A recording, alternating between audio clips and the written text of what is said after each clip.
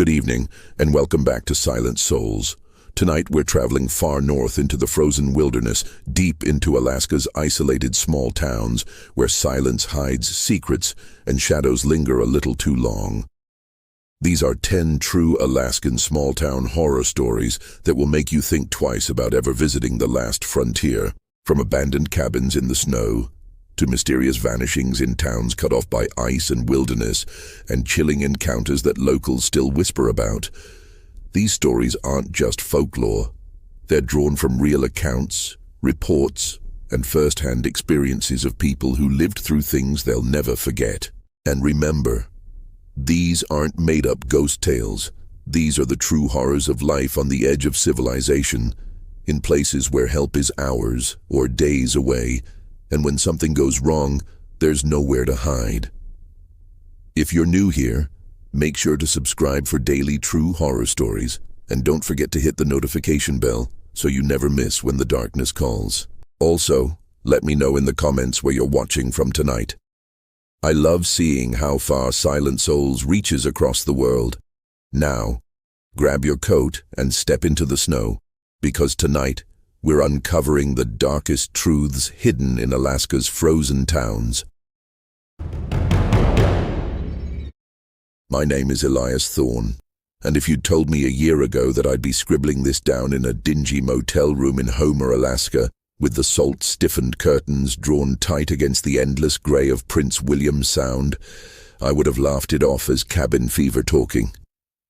Back then, I was just a tenured history professor from Seattle, the kind who romanticized the wild edges of the map over lukewarm coffee in lecture halls. Alaska.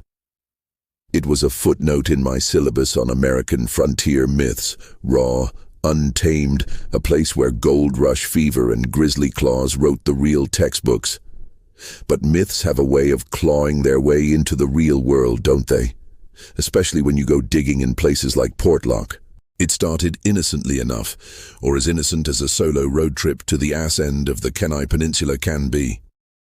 Summer of 2023, I'd just wrapped a semester on Pacific Northwest folklore, and the itch was unbearable. Portlock, better known as Port Chatham to the old charts, kept popping up in my research like a glitch in the Matrix.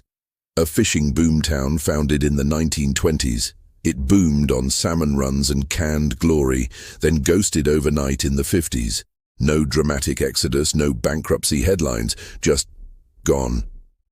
Cabins left mid-meal, nets tangled in the tide and whispers of something darker, mutilated bodies in the woods, heads bashed in like rotten melons, footprints too big for man or beast. The Sugpiaq called it Nantinak, a shadow walker, a hairy giant with a grudge older than the glaciers. Bigfoot's angrier Alaskan cousin, if you buy that sort of thing. I didn't. Not then.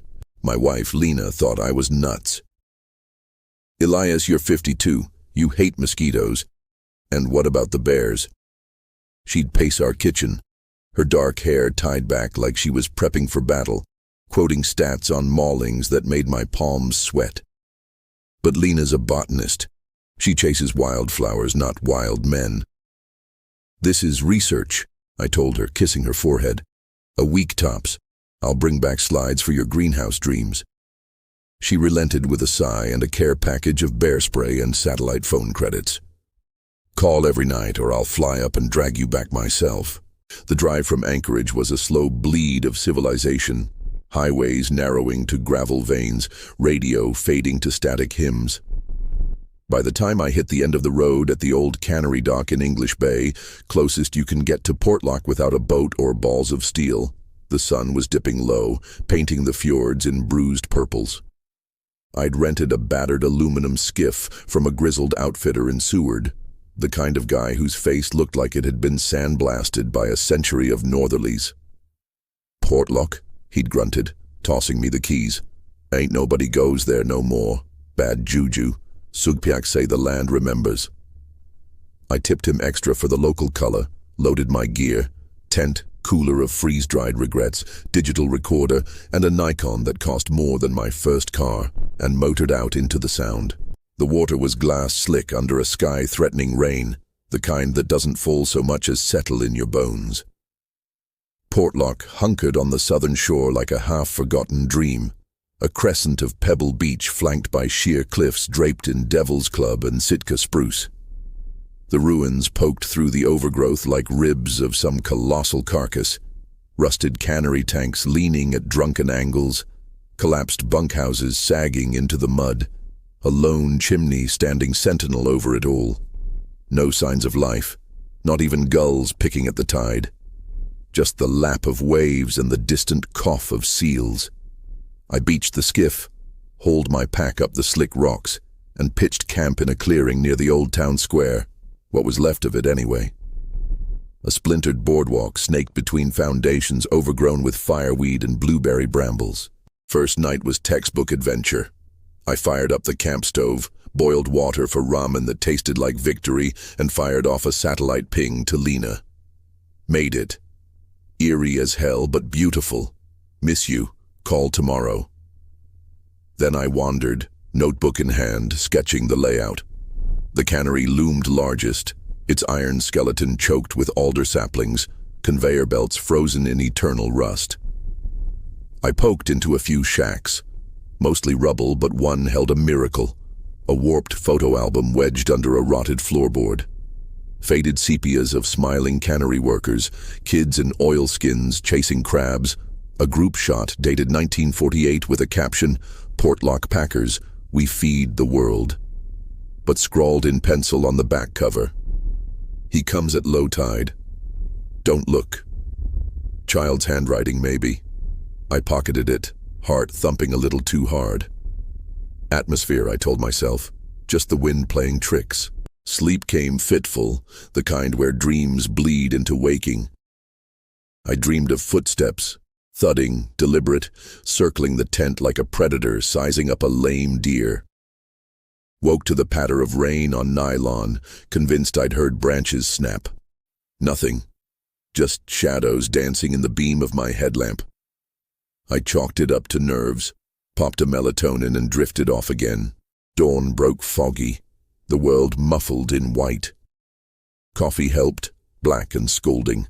I spent the morning cataloging, measured the cannery's footprint, 200 feet by 80 give or take, snapped macros of faded labels, Alaskan king salmon, pride of the peninsula, and trudged into the woods for context.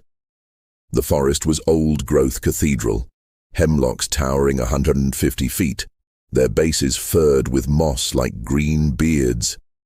Understory thick with ferns that slapped my calves, salmonberries staining my fingers purple. That's when I found the first sign. Not a sign exactly, a depression in the duff, oval and deep, maybe 18 inches long. Bootprint? No, too wide, the toes splayed unnaturally. I knelt, traced it with a twig, another 10 feet on, mirroring it. A trail, faint but purposeful, angling toward the beach. Animal, sure. Black bear, probably, foraging for clams. But bears don't leave prints that deep without claws raking the earth. By noon, the fog burned off, revealing the bay in crisp blues. I motored back to the dock for supplies, forgot extra batteries, and grilled the outfitter on the local's lore. He leaned on his counter, chewing a toothpick like it owed him money. Nuntinak, he said finally, eyes on the horizon. Sugpiak word, means the one who eats people. Back in the 30s, loggers started vanishing. Found 'em later. Backs broke, heads caved in like something hammered 'em from behind. No tracks at first. Then the prints, big as platters, 5 toes, hairy ridges in the mud. He spat into a coffee can. Cannery shut down 49. Last straw was Pulsifer, foreman, tough as jerky. Went missing on a survey. They tracked him to the lagoon, blood everywhere but no body.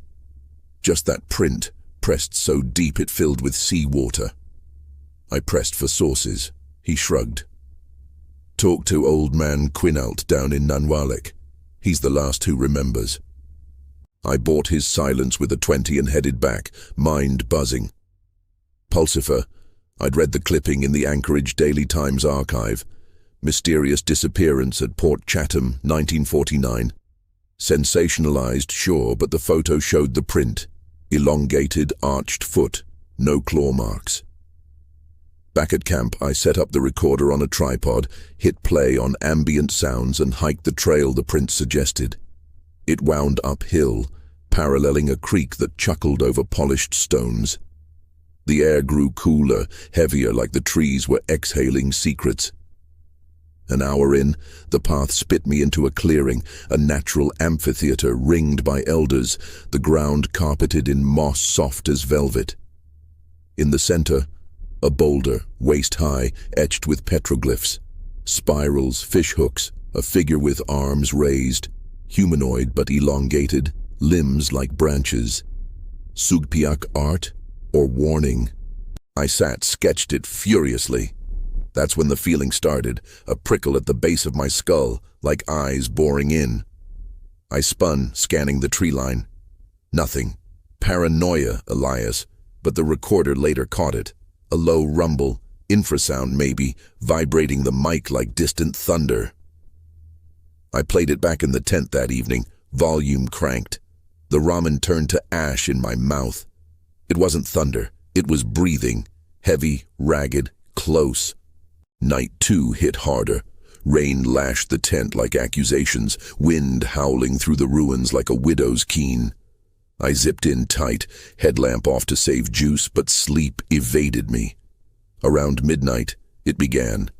Snaps, twigs under boot or paw, circling, slow. Start at the beach, crunch up the path, pause at the cannery tanks. I held my breath, fist clenched on the bear spray canister. "Who's there?" I whispered, voice cracking like a boy's. Silence, then a shift. Rustle of leaves, heavy displacement of air. It was behind the tent now, so close I smelled it. Wet fur, decay sweet, like roadkill marinated in tide pool. My heart jackhammered. I fumbled the spray, popped the cap. A huff, exhale, hot and moist, brushed the nylon. Then footsteps retreating, fading into the downpour. I didn't sleep.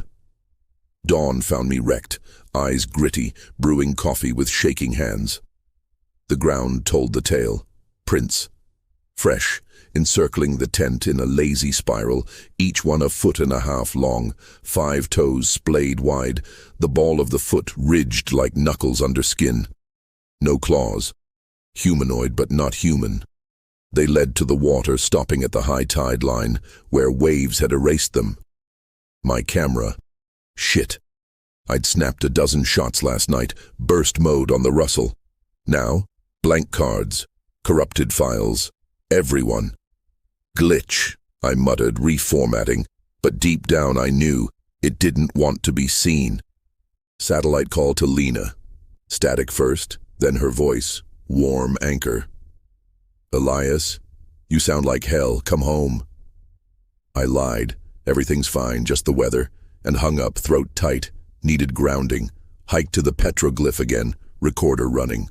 The clearing felt different, oppressive, the air thick as before a squall. I traced the figures, the central one, taller than the rest, arms not raised in prayer but claws extended, mouth a maw of spirals. Below it, smaller scratches, bodies broken. My pencil slipped. I nicked my thumb, blood welling bright. As it dripped onto the moss, a tremor ran through the ground, subtle, like a train far off. Leaves shivered. I bolted, recorder whirring. Back at camp, playback. My voice, the scratch. Then, a growl. Low, guttural, layered with clicks like bones grinding. Not bear. Bear's roar. This was vocal, intelligent. I emailed the file to my uni account, backup in case, and spent the afternoon barricading. Boarded the tent flap with pack straps, strung fishing line alarms. Paranoia, maybe, but the album's scrawl echoed, "Don't look." Dusk bled into night, the bay a black mirror. I ate jerky by headlamp, scribbling notes. Day 3, psychological toll evident. Isolation amplifies, recommend abort. But abort what? The story? Portlock wasn't just ruins, it was a wound, suppurating after decades. I thought of Pulsifer, out on that survey, map in hand, whistling maybe. Did he hear the snaps first? Smell the rot? Or did it come silent from the trees? The alarms tripped at 1:17 a.m. Twang, line snapping, followed by thudding steps, faster this time. It charged the perimeter, crashing through brambles like they were cobwebs. I sprayed blind through the flap. Hiss of aerosol, acrid cloud, a bellow, pain, rage, shook the tent poles. Then silence, broken only by my gasps. Peeling back the flap at first light, chaos, brush trampled in a radius, saplings uprooted like weeds, prints everywhere overlapping in frenzy, some smeared with what looked like sap. No, resin, sticky from the Devil's Club. And in the center, my cooler. Lid pried open, contents strewn, ramen packets shredded, but the jerky, gone, not eaten, taken. Panic clawed up my spine. I packed frantic, tent down in minutes, gear crammed helter-skelter. Motored out at 6 a.m., waves choppy now, slapping the skiff like reprimands. Halfway to the dock, engines sputtered. Fuel line clogged with berries? Salmon berries, pulped and forced in. I cleared it, hands trembling, and beached hard. Homer's lights felt like salvation, but the outfitter's face soured when I returned the boat. "You look like you seen a ghost, Prof." Worse, I thought. Ghosts leave stains. This left questions. Back in Seattle, Lena enveloped me. Showers, meals, silence when I needed it. The photos, still blank. Recorder files, garbled after the growl like fingers dragged over tape. But the album survived, its pages brittle talismans. I lectured on it come full. Portlock, myth or massacre? Students leaned in, eyes wide. The Nantinak isn't folklore, I'd say, voice steady now. It's memory. The land doesn't forget trespass. But nights when Lena sleeps, I hear it. Snaps in the backyard furs, huffs at the window, and sometimes in the mirror, fleeting, a shadow behind me, tall and hunched, eyes like embers. It followed me home. Or maybe I brought it. Quinault was right. The land remembers. And it's patient. Wait, that rustle outside. Just the neighbor's dog? Or... My name's Cal Renner, and I've been flying bush planes in Alaska since I was old enough to grip a yoke. 1978 when I was 19, hauling mail and moose meat to places maps forgot. By 1983, I was a regular on the Wrangell-St. Elias run, dropping crates to McCarthy, a speck of a town clinging to the edge of the world. 40 souls, maybe, scratching out a living between gold-panning dreams and winters that'd freeze your blood solid.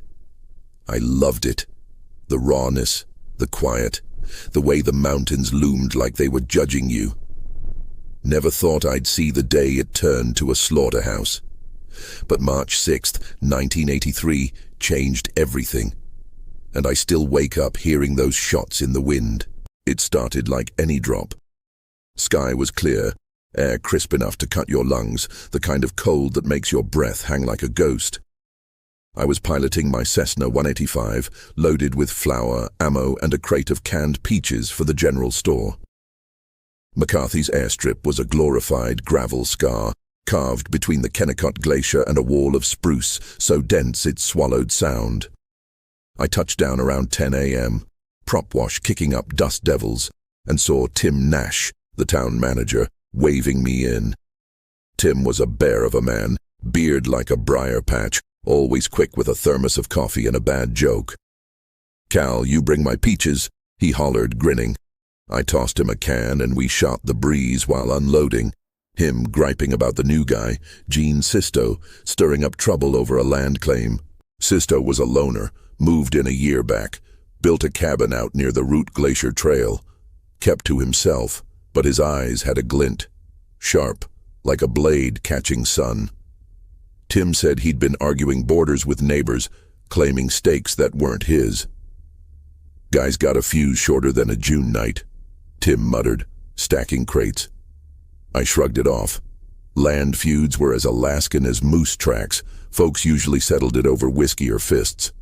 I waved goodbye, promised to swing back in a week, and was halfway to the cockpit when the first scream tore through the air. It wasn't human, not at first. Just a raw animal wail from the cluster of cabins down the hill. Then another sharper, cut off by a crack. Gunshot. My gut dropped like I'd hit an air pocket. Tim froze, thermos slipping from his hand, coffee steaming in the snow. "What the hell?" he started, but another shot rang out, then a third. Rapid, deliberate, rifle fire. I grabbed his arm, yanked him toward the plane. "Get in!" But he was already running toward town, shouting for his wife, Clara.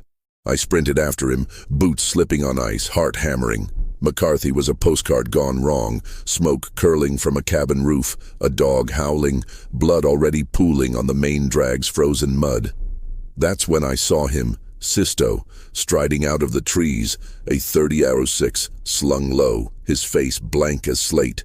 He didn't run, didn't shout, just walked, aimed, fired, like he was crossing off a list.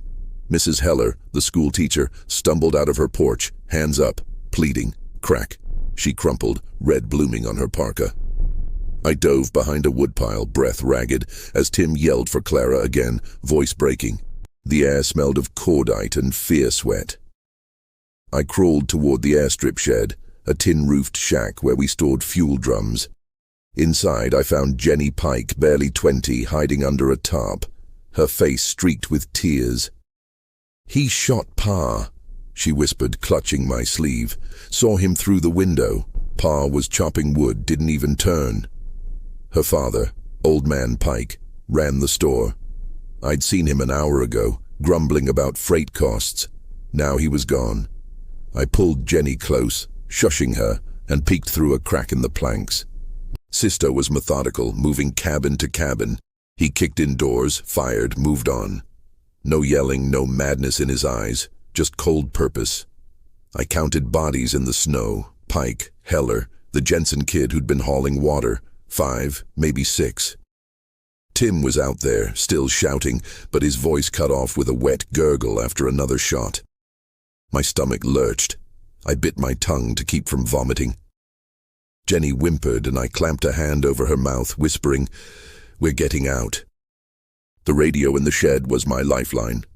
I cranked the dial, static hissing like a snake, and got a garbled response from a trooper post in Glenallen, 120 miles out. "Active shooter in McCarthy," I rasped, voice shaking. "Multiple down. Send help. Now." The operator's voice crackled. "ETA 2 hours. Weather holding. 2 hours. McCarthy would be a graveyard by then."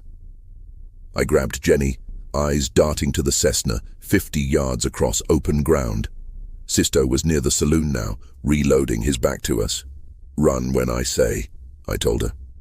She nodded, pale as bone. We bolted, snow crunching underfoot, air burning my lungs. Reached the plane, yanked the door open, shoved Jenny inside. Sisto turned, slow, like he'd felt the air shift. His eyes locked on mine. No rage, no recognition, just a void. He raised the rifle. I slammed the throttle, prop roaring, and we lurched forward as a bullet punched the fuselage, a metallic ping inches from my head. The strip was short. Trees loomed like sentinels. We lifted, barely clearing the spruce, banking hard over the glacier. Jenny was sobbing, curled in the co-pilot seat. I didn't look back. Glenallen was a blur. Troopers, medevac choppers, questions I couldn't answer. They flew in, found Sisto barricaded in the saloon. He took out 2 more before they dropped him, a clean shot through the window. Final count. 9 dead, half the town. Jenny's pa, Tim, Clara, Heller, the Jensen kid, 4 others. I flew Jenny to Anchorage, her eyes hollow, clutching a photo of her dad she'd grabbed from the shed. I didn't sleep for days, just sat in a motel replaying it. The silence between shots. The way Sisto moved, like he wasn't human anymore. I went back to McCarthy once, a year later, to deliver a memorial plaque. The town was rebuilding, new faces mixing with the few survivors. But the air felt wrong, thick, like it was holding its breath. At night, flying out, I swore I heard shots again, faint, carried on the wind. Not gunfire, though, echoes. like the mountains were replaying that day over and over. I don't fly that route anymore. Too many ghosts in the clouds. My name's Riley Voss, and I've spent 10 years wrenching pipes and patching concrete in places so remote you'd swear the world forgot them. Alaska's got a knack for that. Towns that feel like they're holding their breath, waiting for something to break. Whittier was the worst. A dot on Prince William Sound, 272 people crammed into one building like sardines in a can, cut off by mountains and a tunnel that locks tight at night. I took a maintenance gig there in February 2024, figuring it'd be a quick paycheck, fix some leaks, unclog the Anton Anderson Tunnel's drainage, cash out. Easy, right? But Whittier's got a way of sinking its hooks in you, and what I heard in that tunnel still follows me, whispering my name when the lights go dim. I rolled into town on a supply barge, the only way in unless you're crazy enough to hike the glacier. Whittier's a freak of geography, a single street hemmed by fjords and cliffs, with the Bagich Towers, a concrete slab of a building, housing damn near everyone. Apartments, school, clinic, store, even the cop shop, all under one roof. It was built as a Cold War army base, and it feels like it. Grey, brutal, windows staring out like empty eyes. The tunnel, a 2.5-mile gash through the mountain, is the only road to the mainland, shared by cars and trains, open a few hours a day. After 10 p.m. it's sealed, and you're trapped with whatever else calls Whittier home. My crew was small, me, Javier and Kim, all contract grunts for the Doti. We bunked in a corner of the towers, a fourth-floor room with peeling wallpaper and a radiator that hissed like a pissed-off cat.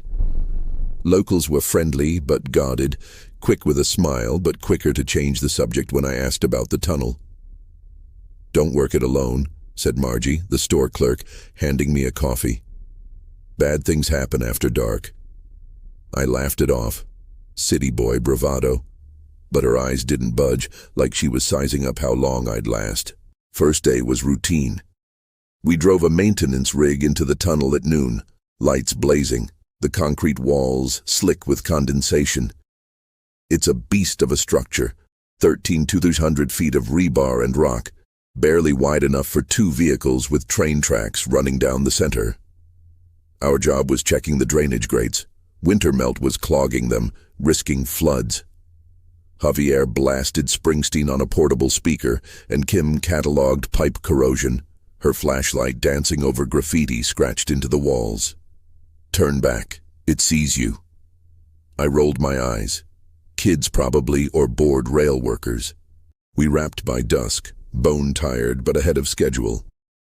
Javier and Kim headed to the tower's bar for beers, but I drew the short straw for a solo night shift, checking the tunnel's electricals after the last train. "Don't linger," Javier said, half joking, tossing me the keys. "Old-timers say the tunnel talks." I snorted, grabbed my toolkit, and drove in at 11 p.m., the gate clanging shut behind me like a coffin lid. The tunnel was a different beast at night.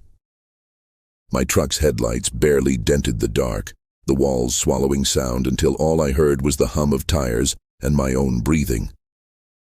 I parked at the halfway mark, near a service alcove, and started testing circuit panels. The air was cold, damp, smelling of rust and something sour, like seaweed left to rot. My flashlight caught glints of quartz in the rock, winking like eyes. Then it started, a whisper, faint, curling around the edges of my hearing. "Riley." My name clear as a bell. I froze, wrench slipping from my hand, clattering loud enough to make me jump. "Javier," I called, voice echoing. Nothing.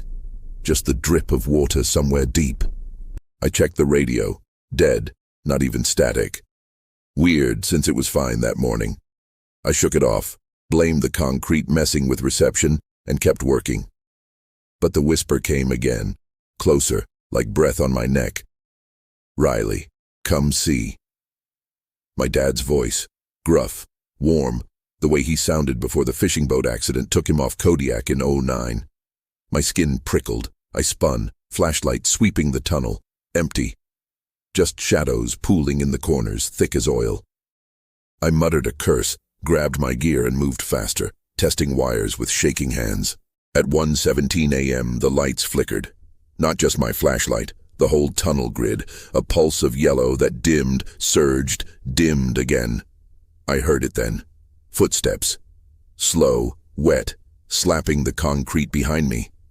I turned, beams slicing the dark, catching nothing but the glint of tracks. "Who's there?" I shouted, voice cracking. The footsteps stopped. Then, from the alcove, a sob, soft, like a kid lost in a storm. My heart thudded. I edged toward it, flashlight trembling. The alcove was a dead end, a maintenance nook with rusted pipes and a locked hatch to the old army conduits. But there, on the wall, a handprint. Wet, too big, fingers splayed like a spider's legs, water pooling beneath it. I backed up, breath hitching, and the radio screamed to life, static, then a voice garbled but urgent. "Stay out, stay out." Not Dad's voice this time. Something older, colder, layered like a choir of the drowned. I bolted for the truck, keys jangling, but the engine wouldn't turn. Dead battery. Impossible after a full charge. The footsteps started again, faster, echoing from both ends of the tunnel now. I grabbed my flare gun, last resort, and fired, the red glow bathing the walls in bloodlight. For a split second I saw it. A silhouette, tall, stooped, head cocked like it was listening. Then the flare died. And so did the lights. I ran. Didn't think, didn't look back, just sprinted toward the Whittier exit, 6,000 feet of black tunnel stretching endless. My flashlight beam bounced, catching graffiti that hadn't been there before. "It knows your name." The whispers chased me, a chorus now, Dad's voice mixed with others. Women, men, kids, all pleading, "Riley, stay." My legs burned. My lungs screamed. Behind me the wet slaps grew louder, closer until I felt a brush. Cold, like a hand grazing my jacket. I screamed, stumbled, kept running. The gate loomed, locked, but a guard was there, bleary-eyed, yanking it open. "What the hell, man?" he yelled as I collapsed outside, gulping air. I didn't go back. Told the crew it was a panic attack, quit the job, caught the next barge out. Javier said I looked like I'd aged a decade. Kim just hugged me, no questions. But Whittier's not done with me. Back in Anchorage, I hear it. Whispers in the shower drain, my name in the hum of traffic. Last week I found a photo on my phone I don't remember taking. The tunnel alcove, that handprint, and a shadow behind it, eyes like quartz catching light. Margie was right. Bad things happen after dark, and they don't stay in the tunnel. My name's Elena Voss, and I've spent my life chasing images that tell stories. Abandoned factories, crumbling churches, places where time's left scars you can frame. In September 2021, I landed on Adak Island, a windswept rock in Alaska's Aleutian chain, 200 miles from Anchorage, where the Bering Sea meets the Pacific in a snarl of storms. Adak's a ghost town with a pulse. Once a bustling Navy base during World War II and the Cold War, home to 6,000 sailors, now down to 80-odd souls rattling around in a maze of deserted barracks and bunkers. I was 34, a freelance photographer with a grant to document America's forgotten outposts, armed with my Nikon Z7, a drone, and a stubborn streak that ignored the locals' warnings. They called the old base cursed, said the wind carried voices of men who never left. I thought it was atmospheric gold for my portfolio. But what I found in those bunkers wasn't just history. It was something alive, watching, and it's been in my shadow ever since. The flight in was a gut churner, a twin prop bouncing through fog so thick it felt like flying through milk. Adak's airstrip was cracked concrete flanked by rusted Quonset huts. The town a patchwork of sagging duplexes and boarded-up officer quarters, all dwarfed by volcanic peaks that loomed like judges. I rented a room at the Adak Lodge, a converted barracks run by Maggie, a Yupik woman with a smoker's rasp and eyes that saw through you. "Stick to the town," she said, handing me a key and a thermos of coffee. "The base. Don't go alone. Things move out there." I nodded, figuring it was local color, but her grip lingered on my wrist, cold as the wind outside. My plan was straightforward. Scout the Naval Air Facility, a sprawl of 500 buildings, hangars, mess halls, bomb shelters, left to rot when the Navy pulled out in '97. Reddit threads on r/paranormal buzzed with stories. Sailors hearing laughter in sealed bunkers, lights flickering in empty wards, claw marks on doors that shouldn't open. I'd prepped with maps from the National Archives, plotting key spots: the hospital, the comms bunker, the old theater with its peeling murals. Day 1, I hiked out with my gear: camera, tripod, audio recorder for ambient sounds, and a GoPro for B-roll. The base was a skeleton of steel and concrete, windows shattered, paint flayed by salt air. Gulls screamed overhead, but no other life stirred. No foxes, no voles, just silence that pressed against your eardrums. I started at the hospital, a low slab with a caved-in roof, its halls choked with mold and broken gurneys. My Nikon clicked. IV stands like skeletal sentinels, a clipboard frozen mid-chart, dated 1996. The air smelled of rust and something sweeter, like old medicine gone sour. My recorder caught static, then faint giggles, not gulls but human, childlike, echoing from the basement. I froze, GoPro rolling, but the stairwell was black, no power for my flashlight to pierce it. "Hello?" I called, voice swallowed by the dark. Nothing answered, but the giggles looped, closer, like kids circling me. I backed out, pulse racing, and checked the footage later. Orbs, faint and pulsing, weaving patterns in the frame where nothing should have been. Day 2, I hit the comms bunker. A concrete vault half buried in a hill, its steel door rusted ajar. Inside was a tomb. Consoles gutted, wires dangling like veins, a map of the Pacific peeling off the wall. My drone buzzed overhead, capturing the base's sprawl, rows of barracks like teeth, runways cracked by tundra grass. But the footage glitched. Static bursts, then a shadow, tall and warped, crossing the frame. Not a bird, not a person, too fluid like ink spilled in water. I chalked it to lens flare, but my skin prickled. That night at the lodge, Maggie caught me reviewing shots. "You went in the bunker?" Her voice was sharp. "Told you, stay out. Sailors sealed those for a reason." I pressed. She clammed up, muttering about boys who didn't come home. The real trouble started night 3. I'd planned a dusk shoot at the theater, a cavernous hall with faded murals of pin-up girls and fighter jets, seats ripped out, stage sagging. The light was perfect, golden, slicing through broken skylights. I set up the tripod, Nikon humming, and caught movement in the viewfinder. A flicker like a kid darting behind the curtain. "Hey!" I shouted, thinking vandals. No answer, but laughter echoed, high and wrong, like a record played too fast. My recorder, running in my pack, picked up more. Anchors away, hummed soft, then distorted like a throat-gargling gravel. I swung my flashlight. The beam caught nothing but dust motes thick as snow. Then the door slammed. Not the theater's main entrance, but a side exit locked when I'd checked. I ran to it, heart pounding, and found claw marks. Deep, fresh, gouged inside the steel, like something had tried to claw out. My flashlight died, batteries fresh that morning. In the dark, the humming grew, circling me, now joined by whispers. "Elena, stay." My name, clear, in a voice like my brother's, who drowned off Kodiak when I was 12. I stumbled back, GoPro shaking, and tripped over a seat, cracking my knee. The whispers stopped.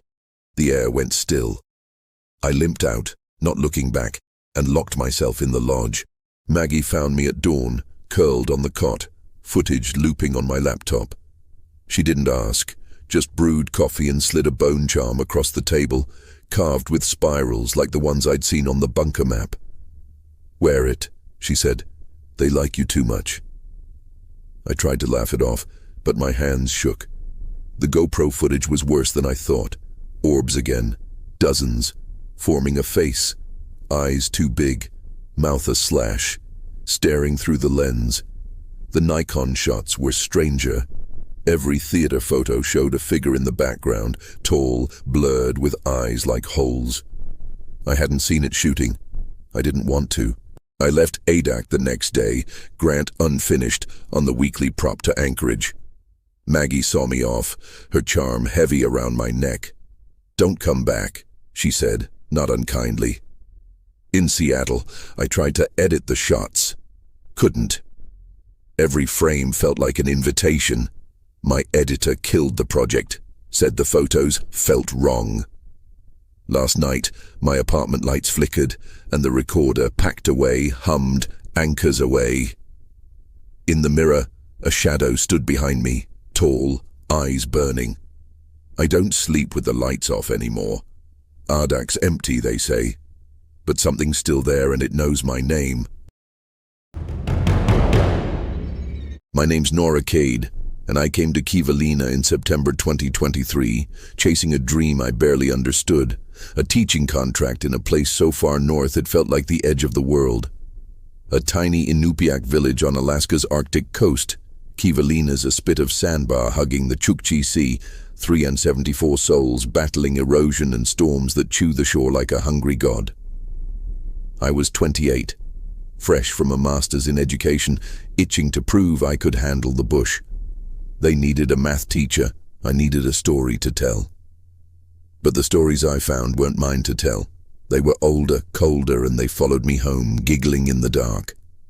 The village was a cluster of weathered houses, zinc-roofed and salt-bleached, strung along a lagoon with the sea growling beyond a crumbling seawall. No roads in, just a gravel airstrip for twin-engine props that hauled mail and hope twice a week. I bunked with the Common family, elders Martha and Silas, their daughter Iva, and her kids, twins Nuka and Kaya, both 10 and sharper than my pencils. Martha greeted me with seal stew and a warning. "Don't wander at night, girl. The Tundra keeps what it takes." I smiled, chalked it up to hazing the Chichaco, greenhorn, me. But her eyes were flint, unblinking. School was a cinder block box. One room for grades K-12, heated by a diesel stove that smelled like a refinery. I taught fractions to kids who could skin a caribou but glazed over at long division. After hours, I'd sit with Martha, sipping tea brewed from tundra grass, listening to her stories. She spoke of the tundra folk, small beings, no taller than a child, with backward feet and voices like wind through willows. "They trade," she said, braiding willow bark. "Furs for tools, fish for beads, but cross 'em and they take what's warm, your breath, your kids, your dog." Silas, whittling a harpoon, grunted agreement. Winter's their time, moon's up, they're awake. I nodded, polite, but I was a numbers girl. Myths didn't add up. First month was a grind, adjusting to 24-hour twilight, the sea's constant roar, the way the kids watched the horizon like it might bite. My cabin was a guest unit behind the commons, walls thin as promises, wind whistling through cracks. I had a husky mix, Coda, a rescue I'd brought from Anchorage, 90 pounds of fur and loyalty, my only tie to the mainland. He'd curl by my cot, ears twitching at every creak. October hit, and the sun started its long goodbye, dipping below the horizon for good by November. That's when things got weird. It started small. I'd wake to scratches outside, faint like nails on driftwood. Coda would growl low, hackles up, staring at the door. I'd check, nothing but frost on the gravel, wind sculpting snow into dunes. Then the giggles came. November 3rd, just past midnight. High-pitched, like kids playing tag, but wrong, too fast, too many, circling the cabin. I flicked on the porch light, saw only shadows darting beyond the beam, quick as minnows. Coda lunged at the door, barking mad, but I held him back, heart hammering. "Just foxes," I whispered more to myself. "But foxes don't giggle. Next morning I found tracks, small bare feet, toes pointed backward, weaving a drunken spiral around the cabin. They led to the lagoon's edge, vanishing into black water. I showed Martha. She crossed herself, muttered Inupiaq I couldn't catch. "Tundra folk," she said. "They're curious. Leave 'em be or they'll want more." Silas handed me a sealskin pouch heavy with dried herbs. "Hang it on your door. Keeps 'em out." I did, feeling foolish, but the giggles stopped for a week. November 10th. Coda went missing. I'd let him out at dawn to piss, same as always. He bolted for the tundra, chasing something I couldn't see, his barks fading fast. I followed, boots crunching ice, calling his name into fog so thick it swallowed sound. Found his leash by a crevasse, a jagged crack in the permafrost, maybe 6 feet deep, reeking of something sweet, like fermented berries gone bad. Tracks again, those backward feet circling the gap. "Coda!" I screamed, voice raw. Nothing. Martha found me hours later, half frozen, and dragged me home. "He's gone," she said, soft but firm. "They took him, don't go looking." I didn't listen. Night after night, I scoured the tundra with a flashlight, calling for Coda, ignoring the cold that bit through my parka. The giggles followed, louder now, mocking. One night, November 15th, I heard a new voice, Nuka's, the twin boy, whispering, "Nora, come play." My blood froze. Nuka was safe in bed. I'd seen him at dinner. I spun, beam catching nothing but snow, but the voice kept on, joined by others. Kaya, Iva, even my mom, dead 5 years from cancer. "Nora, we're cold." I ran back, locked the door, stuffed the sealskin pouch with extra herbs. Sleep was a stranger after that. School became my anchor, routine, numbers, kids' laughter grounding me. But the twins started drawing odd things, stick figures with backward feet, spiraled eyes, holding hands in a circle. "Who are they?" I asked Kaya. She shrugged, eyes on the floor. "The ones who sing." I pressed Martha that night. She sighed, lit a candle. "Old story. Before the village, hunters traded with them, fair, mostly. But one spring, a man cheated them, kept their furs. They took his son, left him twisted in the ice, eyes white. Now they watch, want what's warm." She touched my hand. "You're warm, Nora. Be careful." December brought the long night, 2 months of starlight, the moon a sickle slicing the sky. The giggles were constant, a chorus outside my window, scratching louder, like claws testing the walls. I boarded the windows with driftwood, nailed the pouch tight. Christmas Eve, the power flickered, common in Kivalina, but this time the cabin went black, and the giggles turned to screams, not playful, angry, like a swarm of bees trapped in a jar. Coda's bark cut through, faint, from the tundra. I grabbed my flare gun, a knife, and ran, Martha shouting after me, "Don't!" The crevasse was a mile out, glowing faintly under moonlight, that berry rot smell choking now. Tracks everywhere, backward circling, some fresh, some crusted with ice. I fired a flare, red light painting the snow, and saw them, shapes, small, hunched, darting just beyond the glow. Faces like masks, eyes too big, mouths stretched in grins that didn't move. "Coda!" I yelled, and a shape mimicked me, voice perfect but hollow. Then Coda's bark again, from the crevasse. I slid down, ice burning my palms, and found nothing. Just a scrap of his collar, chewed, smeared with that sweet decay. The shapes closed in above, giggling, whispering my name. I scrambled up, flare gun empty, knife useless. Ran for the village, their steps crunching behind, never overtaking, but always there. Lights flickered ahead. Martha's house. I pounded the door. Silas yanked me in, bolted it. "Fool girl," he hissed, but his hands shook as he lit candles. The giggles stopped, but the windows rattled, shadows pressing like bodies against glass. Martha prayed, Inupiaq words flowing like a river, and slid a bone knife under my pillow. "Sleep," she said. "They'll tire." I left Kivalina in January. Contract be damned. The school understood. Mental health, they said, frostbite of the soul. Anchorage felt too big, too bright. I rent a studio now, teach online, keep the lights on. But the giggles follow, faint in the vents, loud in dreams. Last week I found tracks outside my window, small, backward in fresh snow, and on my desk, no idea how, a scrap of Coda's collar, smelling of berries. Martha's pouch is nailed above my door, but it's empty now. They're patient, they're waiting, and I'm still warm. My name's Caitlin Morrow, and I came to Nome in October 2018 chasing a ghost story I didn't believe in. I was 32, a freelance journalist with a knack for digging up forgotten histories, small-town scandals, lost diaries, the kind of tales that make good podcasts but bad dreams.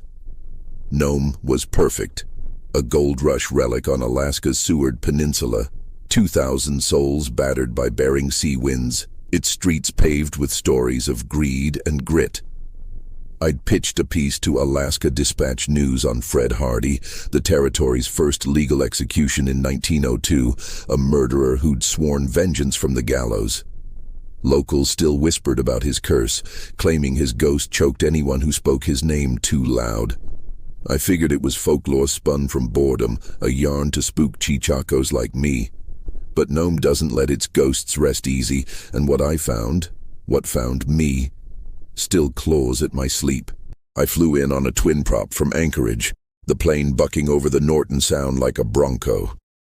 Nome's a grid of clapboard houses and rusted dredges, the sea a gray churn spitting foam onto beaches littered with gold-era junk. Rusted pans, broken sluices, bones of dreams gone bust. My Airbnb was an attic room above the Polar Cafe, a diner that smelled of fry grease and regret. The owner, Elsie, a Tlingit woman with eyes like tide pools, handed me the keys with a warning. Don't poke at Hardy's story after dark. He listens. I grinned, promised coffee in the morning and hauled my gear upstairs. Laptop, recorder, a Nikon D850 I'd maxed a credit card for, and a notebook already half filled with clippings.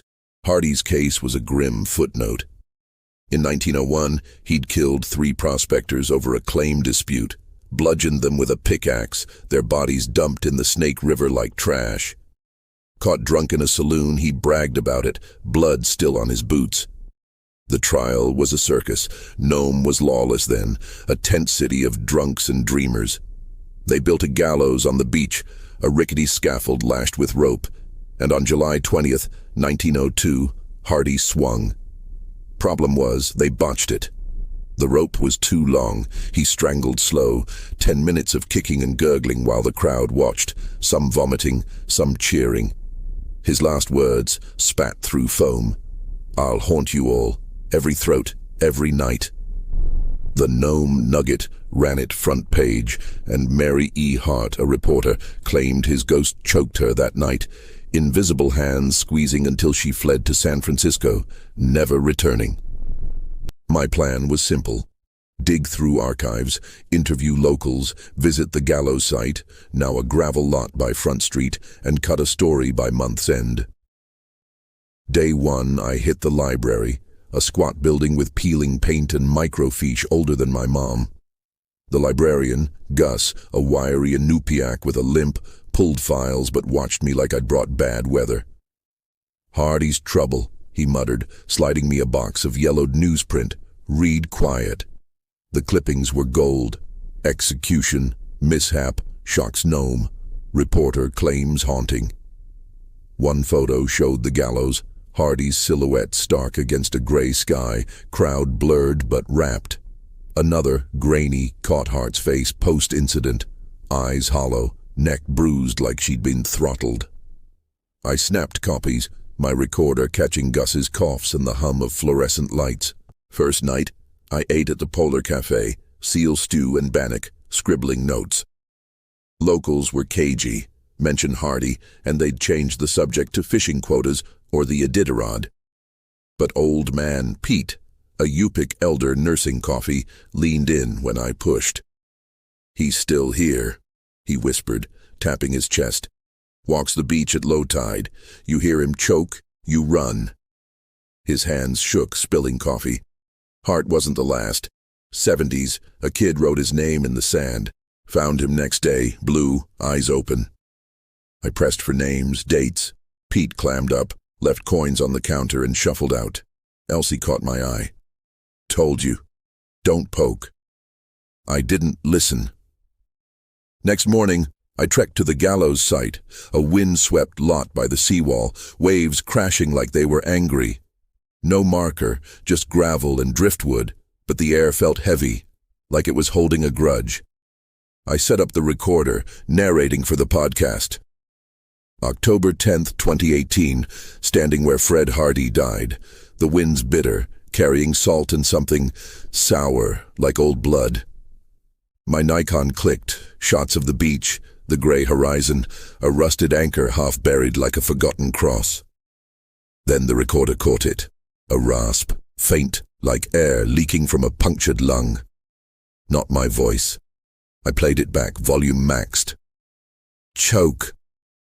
I'll choke. My skin crawled. I chalked it to wind, but my hands shook as I packed up.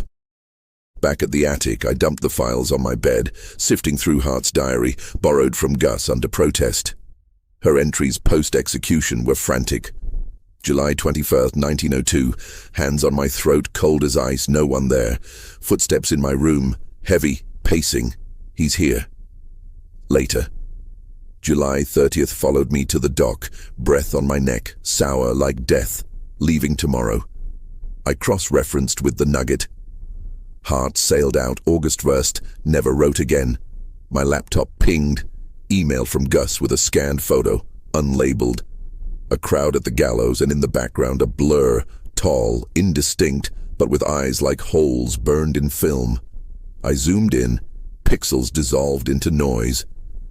Bad scan, I muttered, but my gut said otherwise. Night 2, I couldn't sleep. The attic creaked, wind rattling the window like knuckles on glass.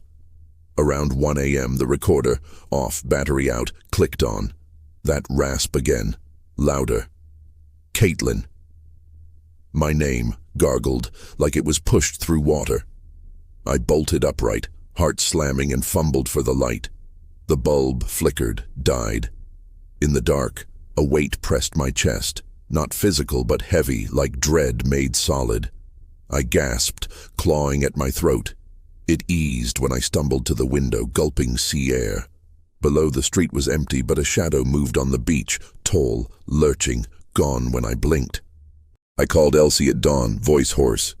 "You okay?" she asked, already knowing. I lied. Fine, just tired, and headed to the Nome Museum, a last ditch for primary sources. Found a ledger from 1902. Gallows built by J. Tuttle, rope sourced from Seattle. 20 FT execution delayed by crowd unrest. Tucked in the back, a loose page in Hart's hand. He sees me write this. Eyes in the walls. I'll pay for telling. My recorder running in my pocket caught static, then a choke, wet, deliberate. I left, pulse racing, and called Pete for a meet. He agreed, reluctant, at the old cemetery, a patch of crosses overlooking the sea. Pete was there at dusk, bundled in sealskin, breath steaming. "You stirred him," he said, pointing to a weathered cross, unmarked. "Hardy's here, not buried proper. No preacher would bless him." He told me the kid from the 70s, Tommy Reese, 15, dared to carve Hardy's name in the sand. Found at dawn, neck bruised, lungs full of salt water, though he was 50 yards from the tide. "Don't stay," Pete warned. "He knows your name now." As he spoke, the wind shifted, carrying that sour smell, blood and rot. My recorder word, unprompted. "Caitlin, choke." Pete's eyes widened. He grabbed my arm, dragged me back to town. That night, I barricaded the attic door with a chair, recorder off, batteries in a drawer. Sleep was a lost cause. The air felt thick, like breathing soup.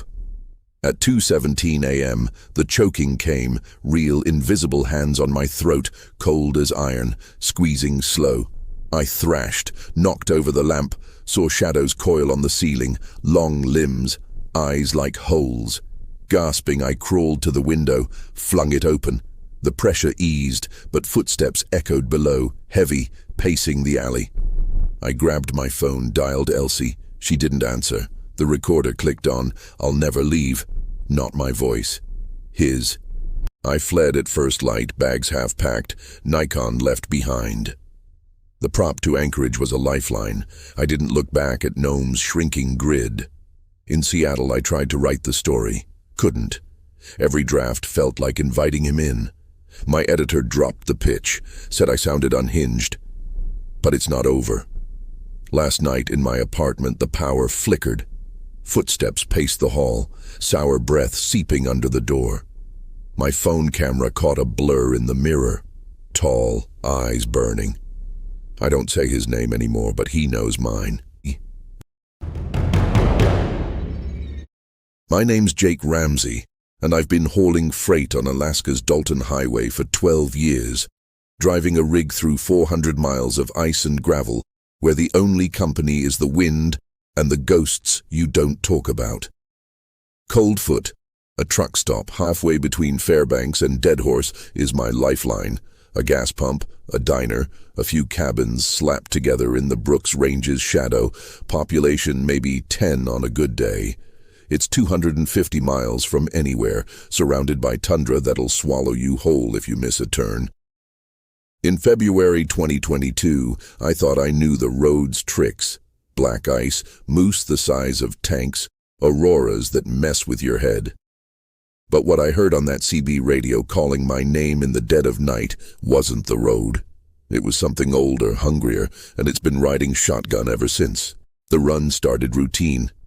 I was hauling drilling pipe to Prudhoe Bay, my Kenworth growling under a load, the sky a bruise of clouds promising snow. February's brutal up here. 20 below, sun barely crawling up for a few hours, leaving you in a twilight that plays games with your eyes. I hit Coldfoot at 10 p.m., pulling into the lot by the Slate Creek Inn, a cinderblock box with neon signs flickering like they're on their last legs. Plan was to refuel, grab a burger, crash in the sleeper cab for 6 hours, then push north. The diner was near empty, Vera, the cook, slinging coffee, a couple of roughnecks playing cards, and old Cal, a trapper who'd seen too many winters, muttering into his whiskey. I slid onto a stool, ordered the usual, double cheeseburger, fries, black coffee strong enough to strip paint. Vera leaned over, her braids swinging like a pendulum. "Stay sharp out there, Jake. Radio's been weird lately." I raised an eyebrow. She shrugged.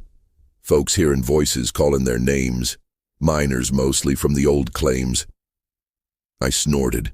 Truckers love ghost stories, keeps the caffeine company, but Cal's head snapped up. "Ain't stories," he rasped, eyes bloodshot. "Lost a buddy in '83 up by Wiseman. Heard his wife on the CB begging for help. She'd been dead a year. He followed the signal, never came back."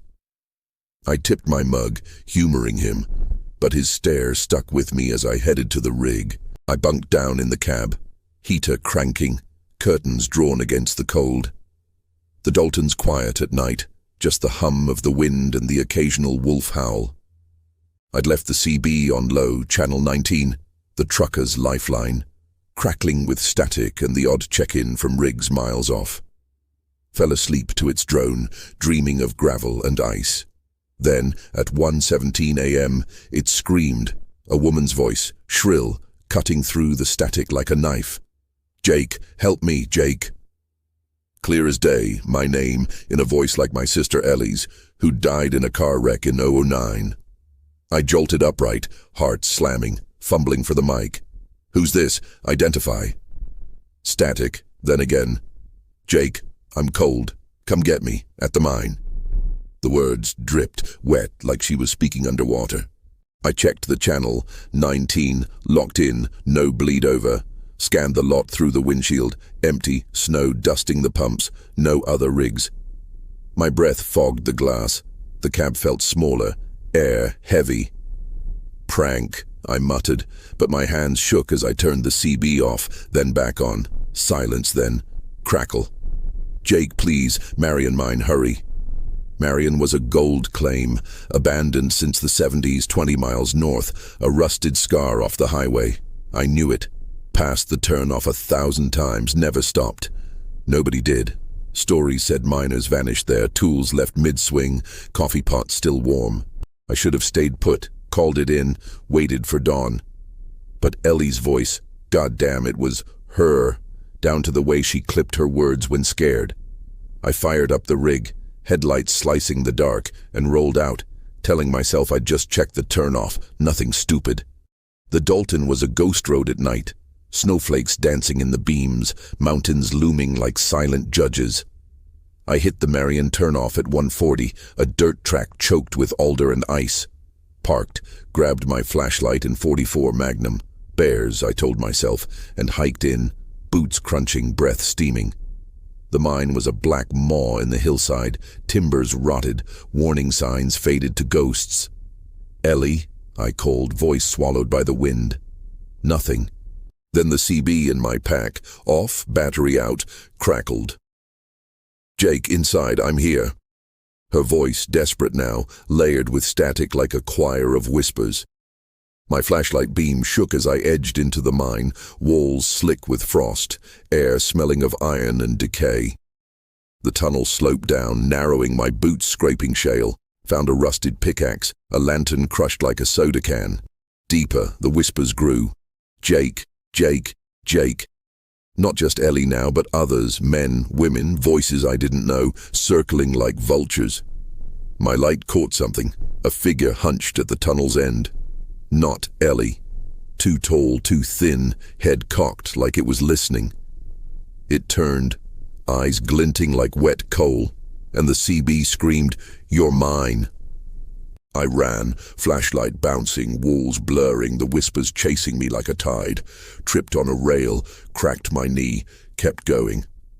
Outside, the rig's lights were on. Impossible, I'd killed the battery. The engine roared, then died as I reached it. Door ajar, cab empty. Footprints circled it in the snow. Not mine, smaller, bare, with toes too long. I drove pedal to the floor, back to Coldfoot, not stopping till I hit the diner at 3 a.m. Vera was there, pouring coffee. "You look like death," she said. No questions. I didn't tell her. Couldn't. I finished the run to Prudhoe, quit the hall a week later, took a warehouse job in Anchorage, safe, boring. But the CB's in my closet, and sometimes at night it crackles, off, unplugged, whispering my name. Last month, I found a photo in my jacket, one I never took. The mine's mouth, a shadow inside, eyes glinting. I don't drive the Dalton anymore, but the road's still calling, and I'm afraid one night I'll answer. My name's Mia Teller, and in August 2019, I paddled into Chenega Bay, chasing the kind of freedom you only find where the world ends. I was 29, a marine biologist turned kayaker, burned out from lab work and craving Alaska's raw edges. Chenega, a tiny Alutiiq village on Prince William Sound, was my reset. 90 souls, a cluster of weather-beaten houses on an island cradled by fjords, accessible only by boat or floatplane. I'd read about its history, devastated by the '64 quake, tsunami wiping out the old village, sacred sites drowned under 30 feet of water. The plan was simple, a week of solo kayaking, mapping submerged Alutiiq artifacts for a grant, sleeping under stars. But what I saw at dusk, standing on the shore with a painted white smile, wasn't human, wasn't animal, and it's been watching me ever since. I launched from Valdez, my sea kayak loaded with gear, dry bags, a GoPro, a Nikon waterproof for underwater shots, and a satellite phone I prayed wouldn't need to be used. The sound was a mirror of jade and indigo, hemmed by cliffs and spruce, seals popping up like curious dogs. Chenega village welcomed me with quiet warmth. Elder Mary Komkoff, a wiry woman with hands like driftwood, offered me a bunk in her guest cabin and a warning. "Stay off the old village site. The water keeps our dead, and they don't like visitors." I nodded, chalking it up to respect for ancestors, but her eyes held something sharper. Fear, maybe, or memory. Days were bliss, paddling through glassy coves, diving shallow reefs to tag relics, bone fishhooks, slate euless, while gulls wheeled and otters played. The old village site, a flooded bay a mile west, was my focus. Sonar maps showed house pits and totems underwater, relics of pre-quake Chenega. I worked methodically, sketching grids, snapping photos of stone anchors half buried in silt. Nights, I camped on a gravel beach, fire crackling, the sound whispering secrets. Mary's warning nagged, but I pushed it down. Science over superstition, right? Trouble started day 4. I was diving the bay at noon, water cold as a slap, visibility murky from glacial silt. Found a totem fragment, carved spruce, a raven's beak jutting from the seabed. As I tagged it, my GoPro caught a shadow, long, humanoid, gliding just beyond the light. Not a seal, too upright, too deliberate. I surfaced, heart pounding, but the bay was empty, just ripples and my kayak bobbing 50 yards off. Checked the footage, the shadow was there, arms outstretched, face blurred but smiling, a wide white grin that didn't move. I shook it off, refraction, a trick of the depths, and paddled back to camp, but sleep was thin, the wind carrying whispers I couldn't place. Day 5, I stayed shallow, spooked but stubborn. At dusk, I beached near the old site, setting up my tent under a cliff overhang. The light was fading, sky bruised purple when I saw it. On the shore, 100 yards off, a figure. 10 feet tall, thin as a rail, arms dangling like branches, head tilted. Its face was painted, white and stark, smiling like a carved mask. Not a bear, not a man. Too tall, too still, standing on rocks where waves broke. I froze, Nikon raised, snapping shots as my hands shook. "Hello?" I called, voice swallowed by the tide. It didn't move, just stared. Grin fixed. Then it stepped into the water, silent, and sank out of sight. I scrambled to the tent, zipped in, GoPro rolling for security. The whispers came then, low, rhythmic, like a chant in Alutique I couldn't pass. My paddle, propped outside, snapped, wood cracking like a gunshot. I clutched my knife, useless, and checked the sat phone. No signal, just static hissing. "Mia, come back." In a voice like my dad's, lost to cancer when I was 16. The tent shook, not wind, but hands, brushing the nylon, testing. I fired a flare, red light bathing the beach. And the whispers stopped. Dawn found me sleepless, paddle in splinters, footprints circling the tent, long narrow toes splayed like roots, leading to the water's edge. I paddled to the village, shaky, and told Mary. She didn't blink, just handed me a cedar amulet carved with a raven. "The guardian," she said, "protects the drowned. You woke it, poking the old site." She burned sage, muttering prayers, and sent me to pack. I checked my photos. Every shot of the figure was fogged, just missed where it stood. But the GoPro caught audio. Mia. Ours. Layered with that chant. I left Chenega that day, kayak strapped to a charter boat, Mary's amulet heavy on my chest. Back in Seattle, I tried to write the grant report. Couldn't. The photos were blank, the GoPro corrupted, but the amulet hums sometimes, warm against my skin. Last night, my apartment window rattled, and I smelled salt and rot. In the mirror, a shadow stood, tall, smiling white. I don't paddle anymore. My name is Harlan Hank Whittier, and I've chased fire for 25 years. First as a hotshot crew grunt in Montana's Bitterroots, then up here in Alaska, where the blazes don't just burn, they devour whole horizons like the devil's own hunger. By summer 2022, I was foreman for the Yukon Interagency Crew, a band of soot-streaked misfits who knew the drill, drop in by chopper, hack lines, pray the wind doesn't turn. That year, the Tanana Valley was a tinderbox, drought cracking the permafrost, lightning stitching the sky like bad stitches. We got the call for Flat on July 14th, a ghost town on the old Iditarod Trail, 250 miles west of Fairbanks. No roads in, just river or sky. Population zero since the 20s gold bust, but the fire didn't care. It was chewing through the black spruce, jumping the Inaco River flats, and heading for the ruins like it had a grudge.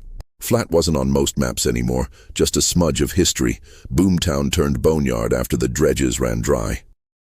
I'd read the file on the flight in. 500 souls in 1910, saloons and assay offices humming with nuggets, then poof, gone by 28, folks scattering like rats from a sinking ship. Left behind, machine shops with gears frozen mid-turn, lathes draped in dust, a graveyard of tin-roofed shacks sagging into the tundra. Athabascan land, sacred once, they said. Burial grounds desecrated by the rush, spirits restless under the peat. Superstition mostly, but up here you learn to respect the stories. Or they respect you, back, uninvited. We choppered in at dawn, the Bell 212 thumping low over the river braids, smoke already hazing the horizon.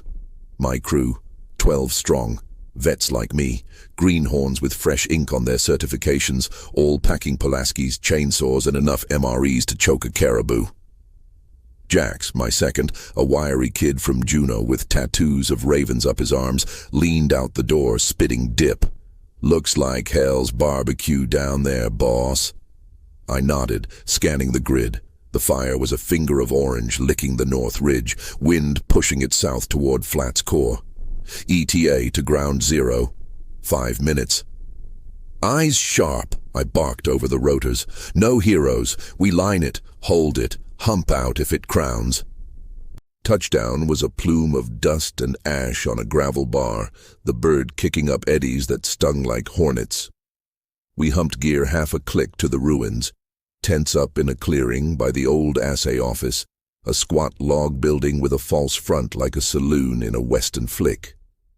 Inside was time capsule eerie, scales tipped with phantom weight, ledges yellowed and brittle, a safe cracked open like an egg. I claimed a corner desk for the ops board, pinning topo maps with the fire's projected run. Jax found a rusted gold pan, grinned like a fool. Souvenir, I smacked it from his hand. This ain't a field trip, kid. First shift was grunt work, scouting the perimeter, felling snags that could torchline if the flames jumped. The tundra was deceptive, soft underfoot, ankle-deep in moss that sucked at your boots like it wanted to keep you. Black spruce towered, needles blue-black and resinous, the air thick with that pre-burn tang, pine sap sharpening to turpentine. We found the tracks around noon near the river cut. Jax called me over, his Pulaski planted like a flag. Boss, check this shit. Impressions in the mud, cloven, split hooves deep as a moose but narrower, toes splayed deliberate not random paw. Circled a cluster of willows, then veered toward the assay office, fading into dry grass. Caribou? I knelt, tracing the edge. Too even, no dew claws. Nah, something else has been walking church ground. We laughed it off, bighorn sheep maybe, or a prospector with bad boots, but the unease settled like smoke. By evening the fire was audible, a low roar like a freight train idling miles off. We broke for chow in the office, MRE chili mac steaming on tin plates, lanterns casting long shadows that danced like imps. Old-timer stories flowed easy, me with the 05 Hayman fire that ate 130,000 acres, Jack spinning yarns about skinwalkers from his Teelingit grandma. Then Lena, our medic, a no-nonsense Inupiaq woman with braids like ropes, went quiet. Flat's cursed, she said, eyes on the ledger. Athabascan graves under the dredge ponds. Miners dug 'em up for gravel. Found kids' bones in the pans, etched with stories.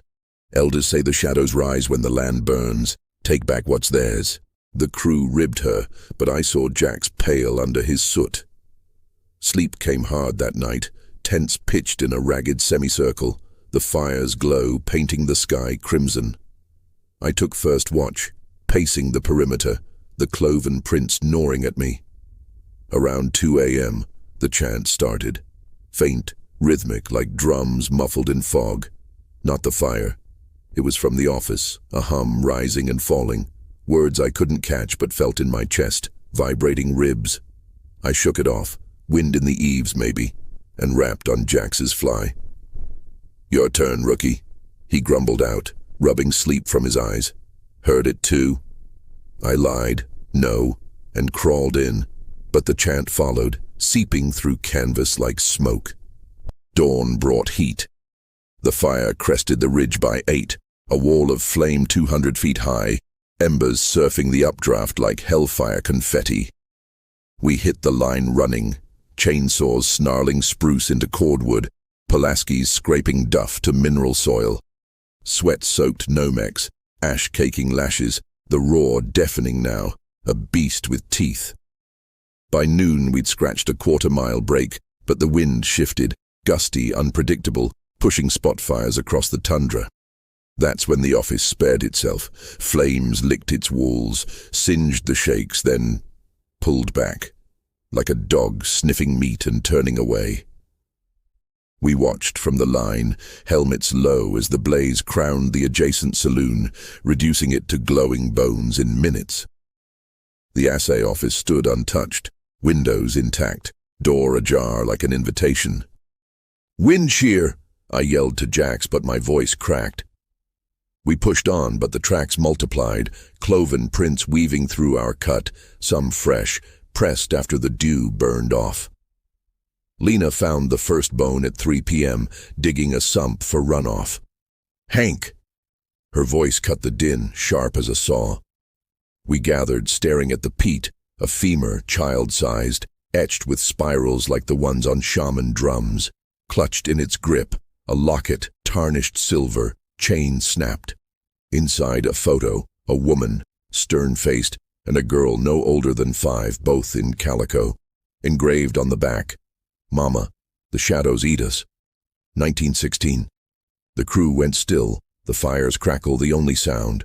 "Leave it," I said, throat dry, but Lena pocketed it, eyes hard. "Can't, she's calling." Dusk fell early under the pole, the sun a blood-orange smear. We collapsed in the office, only safe spot now, the tents too close to the line. The chant was louder, emanating from the floorboards, a chorus of voices, high, childish, layered with growls like distant thunder. Jax cracked a flask, passed it. "What the fuck is this place?" Lena opened the ledger, pages brittle under her fingers. Entries from 1916. "Dredge hit bone field today. Kids' stuff mostly. Assay says worthless, too fragmented. Buried him in the tailings. Below, in a different hand. Heard singing at night. Shadows move wrong. The locket's date matched. They woke something," Lena whispered. "When the fire comes, the shadows feed." I didn't sleep. Took watch inside. Shotgun across knees. Bear country, I told myself. At midnight, the fire crowned full. A mushroom of heat and light, wind howling like banshees. Embers rained, igniting spot fires yards from the door. Then the eyes appeared in the smoke. Pairs, glowing amber, hovering at the windows, unblinking. Not animals, too high, too still. The chant swelled, words forming. "Take back, take back." Jax bolted up, fumbling his headlamp. "Boss." A crash, windows shattering inward, glass and flame. But no heat followed, just shadow, coiling like ink in water, wrapping his ankle. He screamed, high and girlish, as it yanked him toward the door. I fired blind, buckshot splintering wood, and Lena doused him with a pack, wet canvas slapping the dark. It recoiled, hissing, but the eyes multiplied, pressing against the glass. We barricaded, desks piled, lanterns cranked high. The locket burned in Lena's hand. She dropped it, skin blistered. "Give it back," the shadows seemed to say, voices scraping like gravel. Jax hyperventilated, babbling about spirals in the smoke. I radioed base, static first, then a faint evac inbound, hold position. 30 minutes, Felt like eternity. The fire encircled us, flames dancing but never touching the office, as if herded. Prints now cloven and human mingled outside, circling, stamping a rhythm to the chant. At 12:47 the door rattled, not wind, but knocks deliberate, 3 slow, pause, 3 fast. Morse, no. HELP. Lena signed, pale. Child's plea. The chopper thumped in at 1:05, rotors a whirlwind scattering embers. We piled out last, me hauling jacks, Lena clutching the ledger. Lifted off as the office ignited from within, a whoosh of blue flame, shadows fleeing into the night like smoke. Below, flat burned clean, every ruin but that one, now a pyre. Base camp debrief, heat exhaustion, mass hysteria, the locket lost in the chaos. But I saw Lena's palm, raw and etched with spirals that faded by morning. I quit the crew end of season, took a desk job in Fairbanks, dispatch, safe.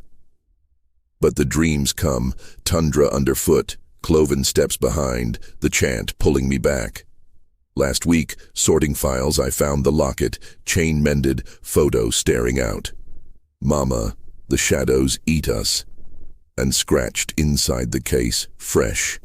They remember you now. Fire season's over, but up here some blazes never die. They wait, patient, for the next dry wind. My name's Sam Carver, and I've been a park ranger in Alaska's gates of the Arctic National Park for 8 years. Long enough to know the tundra doesn't forgive mistakes, and the silence up here has teeth. In July 2020, I was stationed out of Beetles, a village of maybe 20 souls, 35 miles north of the Arctic Circle, where the Koyukuk River cuts through spruce and mosquitoes thick as fog. It's the kind of place where you're more likely to see a grizzly than a tourist, and the nearest road is a dream 200 miles south. I thought I'd seen it all. Blizzards that bury cabins, wolves that sing like ghosts, auroras that make you believe in gods. But what happened out there, in the shadow of the Brooks Range, wasn't natural. It was a glitch, a wrinkle in time that's still pulling at me, graying my hair faster than my 38 years should allow. Beetles is a speck. A general store, an airstrip, a lodge for bush pilots, and a ranger station that's half radio shack, half coffee pot. My job was patrolling the park's 8.4 million acres, mostly by foot or ski, checking trap lines, mapping caribou trails, and making sure hunters didn't get stupid. Summer 2020 was quiet. COVID kept the usual fly-in crowd away, leaving just us locals and the endless light of the midnight sun. I liked the solitude, the way the tundra stretched flat to the horizon, broken only by jagged peaks like broken teeth. But even then, I'd heard the stories. Elders in Anaktuvuk Pass, 60 miles east, spoke of time pockets, places where clocks stop, where you walk out older than you went in. They blamed spirits, old ones, angry at miners who'd scarred the land in the 50s. I'd nod, sip their tea and file it under folklore, until it wasn't. The call came July 12th, a hiker's distress signal on the sat phone, garbled, but from the Alatna River Valley, 40 miles west. Guy named Mitch Waller, a solo trekker, hadn't checked in for 3 days. Protocol was clear: find him, fast, before bears or exposure did. I packed light, rifle, GPS, first aid kit, and enough MREs for a week, kissed my dog, Juno, a Malamute with eyes like ice, and hitched a ride with Lena Tuttle, a pilot who flew like she was dodging bullets. Bad spot, Lena said, banking the Cessna over the river's silver braid. Old trapper country. Folks go in, don't always come out. I shrugged. Rangers live for that shit, and jumped out at a gravel bar, promising a pickup in 48 hours. The valley was pristine. Willow thickets buzzing with flies, air sharp with spruce resin, the Alatna gurgling like it was telling secrets. Waller's last ping was near a ridge called Black Fang, a basalt spur locals avoided. I hiked west, boots sinking in muskeg, GPS steady at 66.9 degrees. By noon, I found his trail. Boot prints, size 11, leading to a spruce grove. Then they stopped, like he'd been plucked off the earth. No blood, no scuff, just a Snickers wrapper and a broken carabiner. I called it in. Static, no reply. Odd, but not panic-worthy. I pushed on, aiming for a trapper's cabin I'd mapped years back, a relic from the 50s, tucked under the Fang's shadow. The cabin was a rotting husk, logs moss-eaten, roof caved like a skull. Inside it was frozen in time, a tin mug on a table, a rusted stove, a bunk with a blanket folded neat. But the air was wrong, thick like wading through syrup, and my watch stopped dead at 3:17 p.m. I shook it, cursed, checked my phone, same, frozen. The GPS blinked, coordinates jumping like a drunk compass.